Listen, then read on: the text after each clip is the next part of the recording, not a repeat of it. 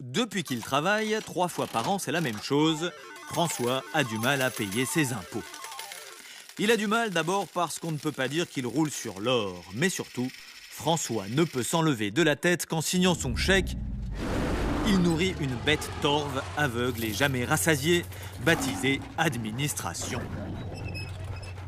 Bon, quand on y réfléchit, cette bête torve n'est jamais qu'un des nombreux clichés qui traînent sur l'administration. Aucun des fonctionnaires qu'il connaît ne ressemble à cette caricature. Prenons Émilie, la femme de son collègue Jean, qui est sage-femme dans une maternité au sein d'un groupe hospitalier public.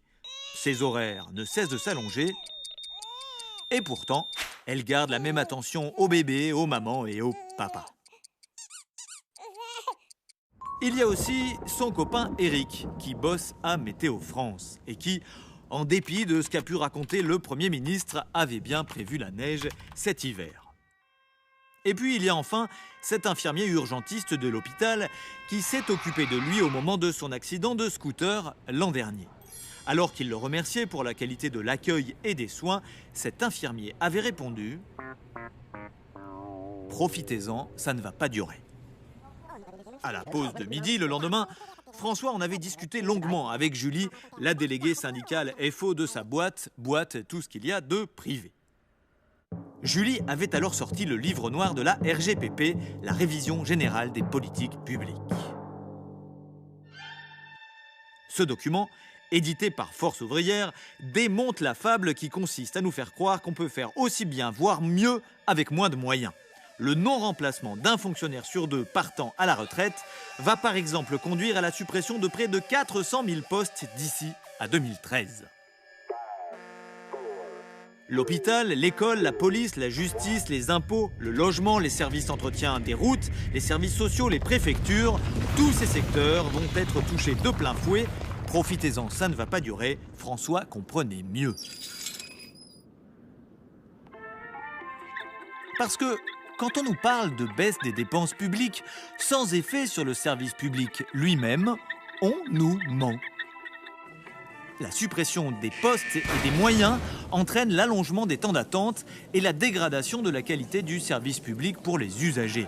Pour les fonctionnaires et tous ceux qui participent au service public, cela se traduit par la montée du stress et la dégradation des conditions de travail. Et au final, ce sont les valeurs cardinales de la République qui en prennent un coup. Car comment imaginer qu'on puisse maintenir le principe d'égalité si les plus riches peuvent éviter les files d'attente à condition de payer ? Pour que les lettres arrivent dans les endroits les plus reculés au même prix que dans les centres-villes, pour que le courant éclaire les logis les plus isolés sans que la facture n'explose, pour que les universités restent ouvertes à tous et pas seulement aux héritiers, pour que les trains n'abandonnent pas les gares et les lignes les moins rentables, il faut des moyens. Ces moyens, l'État les trouve en levant des impôts. Les baisses d'impôts, il faut le dire, profitent d'abord et toujours aux plus riches. Dans les faits, ce sont les plus modestes qui en subissent les conséquences. Eux n'ont pas les moyens de compenser la dégradation ou la disparition des services publics.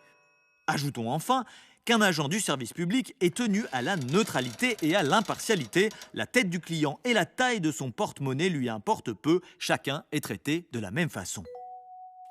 C'était donc clair, François signa son chèque de tiers provisionnel rassuré.